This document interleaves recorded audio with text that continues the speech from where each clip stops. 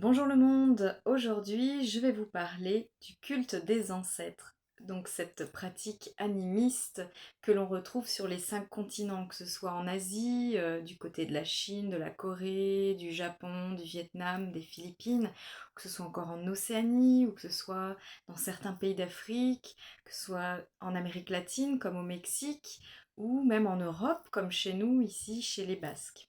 Alors, je ne suis pas basque, mais en tant qu'animiste, je pratique le culte des ancêtres.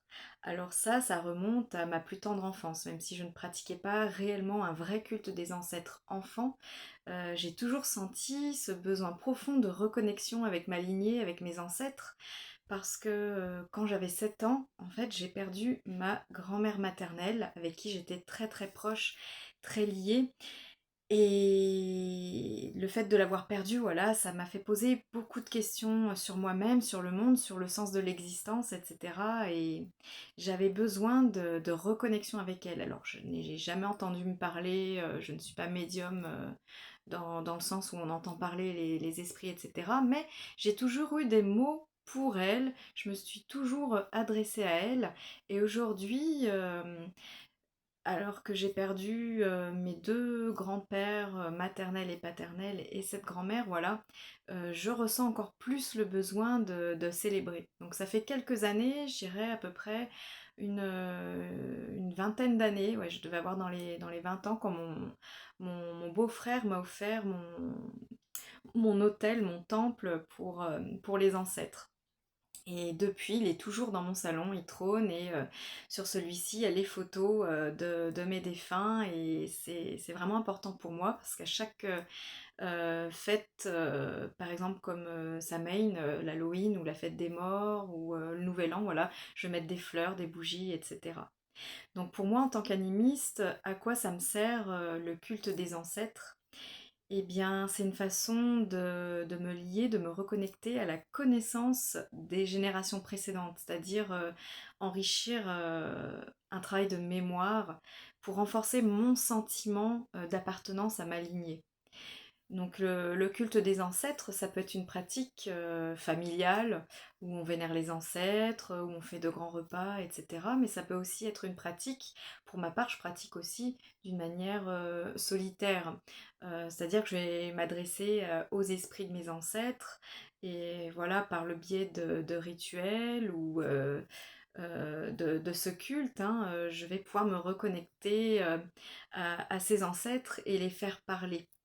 Euh, donc ces moments-là sont très importants dans la construction du soi, enfin pour ma part, parce que m'adresser à mes ancêtres me permet de leur poser la question et de me mettre à leur place, et de faire un travail de guérison, dans le sens où, ben, quel est le message que mon grand-père ou ma grand-mère m'aurait fait passer dans telle ou telle situation? Comment cet ancêtre aurait pu agir, réagir? Voilà, quelle est sa sagesse? Le culte aux ancêtres, pour moi, c'est vraiment une reconnexion avec la sagesse des ancêtres. Donc voilà, ça sert à maintenir leurs souvenirs, leur mémoire, rester connecté à ma lignée, ça sert vraiment. Et vous allez me dire: «Bah oui, mais comment on fait, comment on pratique le culte des ancêtres quand on est orphelin, quand on a été adopté, ou quand on a vécu des choses pas très très cool avec nos parents, nos grands-parents, ou que nos arrière-grands-parents nous ont légué certaines casseroles?» Comment on fait? Parce que honorer ces gens, c'est quand même difficile, hein. Il y a eu des choses compliquées, et certaines personnes ne peuvent pas, ou comme moi, peut-être que vis-à-vis de ce qu'ils m'ont transmis, voilà, ça peut être compliqué. Alors il y a quelques années, ça devait être en 2016, ouais, à peu près, avec ma Moon Mother, elle m'a fait pratiquer le rituel de guérison transgénérationnelle de la lignée féminine. Donc par la suite, moi j'ai fait le rituel de guérison transgénérationnelle de ma lignée masculine, enfin pour ma lignée masculine. Et ça m'a vraiment été très utile. Donc ces rituels, je les ai pratiqués plusieurs fois, vraiment pour me reconnecter à la mémoire de mes ancêtres, pour faire un travail de nettoyage, de libération, vraiment, hein, c'est dans le titre. Donc c'est accueillir l'ancêtre, l'honorer, et lui pardonner. Parce que sans pardon, on ne peut pas avancer. Et même s'il y a eu des choses compliquées, des choses transmises, voilà, d'une manière inconsciente ou par épigénétique, entre guillemets, voilà, ce rituel de libération transgénérationnelle, voilà, m'a permis ou permet aux gens qui le pratiquent de se départir de toutes ces casseroles, de toutes ces difficultés. Voilà, on met vraiment fin, on fait une rupture avec ce qui ne va plus. Donc quand on a pratiqué ce rituel de libération transgénérationnelle, ensuite on peut pratiquer le culte aux ancêtres, même si voilà, on est orphelin ou même si on a l'impression d'avoir une déconnexion avec sa lignée. En fait, spirituellement, on peut reconnecter avec cette fameuse lignée qui fait que l'on est soi. Donc pour autant, hein, les personnes orphelines ne vont pas oublier la nouvelle lignée qui n'est pas de sang. Voilà, ça va être vraiment euh, associé, mixé. Les gens qui nous ont accueillis, les gens qui nous ont adoptés, voilà, nous transmettent des choses, mais pas que. Il y a aussi les ancêtres de sang, même si voilà, il y a eu des difficultés. Donc pour ma part, j'ai la chance de ne pas être orpheline. Mais voilà, il fallait quand même quelques mots pour penser à tout le monde, pour expliquer que le culte des ancêtres n'est pas euh, un culte dédié uniquement aux gens qui ont une lignée et qui n'ont pas de rupture avec cette lignée dans le monde tangible. Donc le but de ce culte des ancêtres, c'est d'établir un lien puissant avec les anciens, c'est établir un lien puissant vraiment entre les défunts et les vivants. C'est maintenir en quelque sorte une connexion émotionnelle hein, avec ces défunts, c'est assez puissant. Et aussi, c'est une façon de s'approprier le temps, je dirais. Euh, Quand on pratique le culte des ancêtres, le temps ne compte plus. Le passé, voilà, les défunts ne sont plus séparés des générations présentes. Et il y a même une connexion avec les descendants, la descendance, voilà. C'est vraiment une continuité, c'est intemporel. En fait, c'est vraiment voilà, un travail de mémoire, mais en même temps un travail de l'instant présent et un travail pour l'après. Voilà, c'est intemporel. Donc moi, ma pratique, elle est personnelle. Donc j'ai mon hôtel à la maison, je mets mes photos de mes ancêtres, j'ai mes encens pour communiquer avec eux. Ça, analogiquement, voilà, l'encens va représenter les plans éthériques. Souvent, j'allume des bougies aussi pour la flamme, pour représenter l'âme, l'esprit. Je peux mettre des offrandes, hein, suivant les fêtes, des fleurs. Alors, il m'est même arrivé de mettre à manger des fruits. Parce que, comme dans la culture de ma grand-mère, qui est encore vivante, hein, ma grand-mère vietnamienne, là-bas dans son pays, le culte des ancêtres est très important. Et au Vietnam, il faut savoir que euh, les défunts voilà, vivent comme les terrestres. C'est-à-dire que même s'ils ne sont plus là dans le monde tangible, ils ont les mêmes besoins que nous. Alors c'est plutôt amusant, mais c'est en fait très chouette pour leur donner vie. Donc ils ont besoin de se nourrir, ils ont besoin de communiquer, ils ont besoin de se vêtir, etc. Donc là-bas, a priori au Vietnam, je n'y suis jamais allée, mais voilà, par de nombreuses recherches, avec des échanges avec des gens qui sont de cette culture, voilà, j'ai entendu que il pouvait y avoir des vêtements, des objets euh, qui ont donné feu, enfin voilà, pour que ces vêtements, ces objets passent dans le monde des défunts.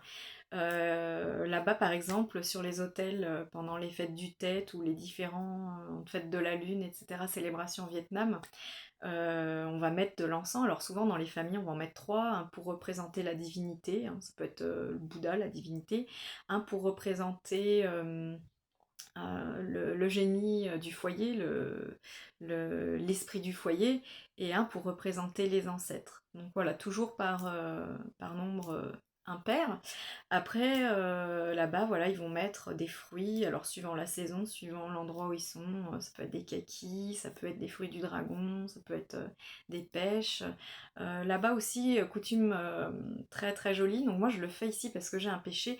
Sur l'autel aux ancêtres, on va déposer une branche de pêcher. Alors là-bas, ça peut être cerisier ou abricotier aussi. Moi j'ai des pêchers de vigne, donc voilà, au printemps je mets ma branche de pêcher sur l'autel. Et voilà, ça a vraiment une connotation, une symbolique très pure.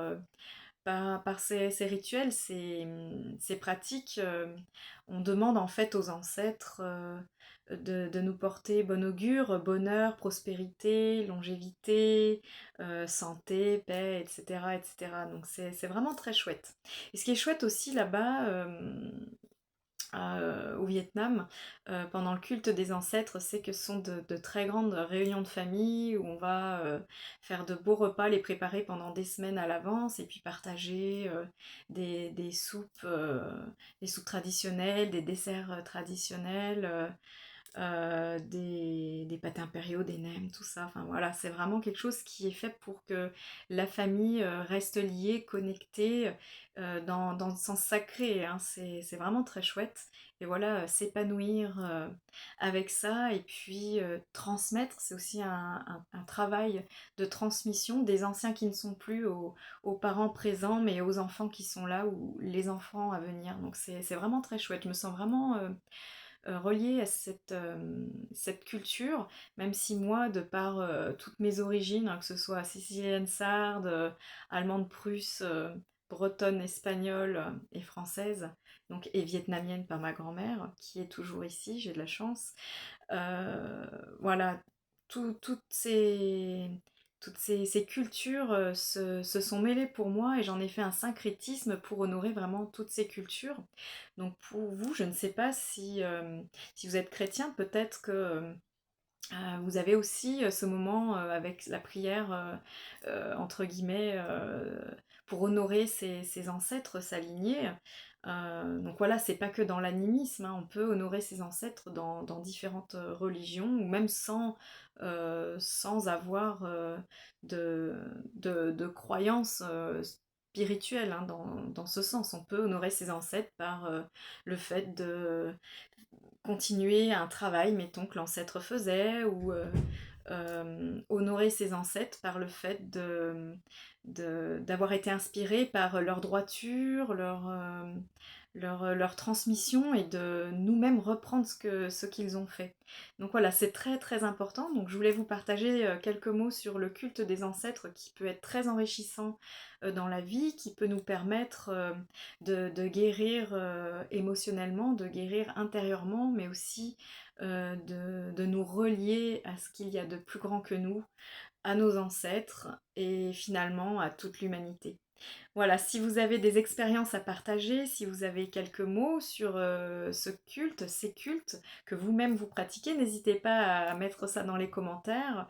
C'est toujours très enrichissant, comme je le dis à l'accoutumée, voilà, de lire ce que vous vivez, ce que vous expérimentez. C'est chouette. Ça ouvre vraiment le regard sur le monde, sur la compréhension de soi, sur la compréhension de l'autre, et c'est chouette.